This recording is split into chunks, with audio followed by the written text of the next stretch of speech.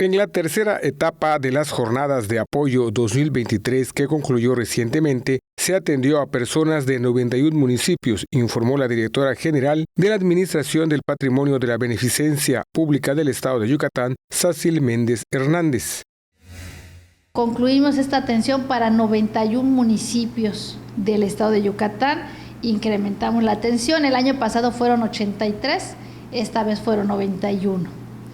Y de beneficiarios pues también incrementamos, fueron de 2.200 del año pasado a 2.520 personas, tan solo en este tipo de apoyos de movilidad exclusivamente. Los apoyos fueron resultado de las gestiones ante la Beneficencia Pública Federal para apoyar a las personas necesitadas.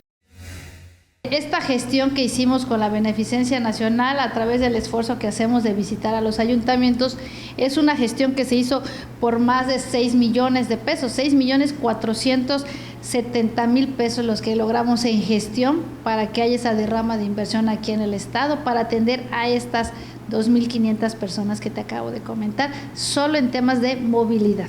Se requirió la inversión de más de 6 millones de pesos a beneficio de las personas que requerían sillas de ruedas, bastones y muletas, entre otros aparatos ortopédicos. Con imágenes de Jorge Quimé, el reporte es de Álvaro Martínez. Teleyucatán te informa.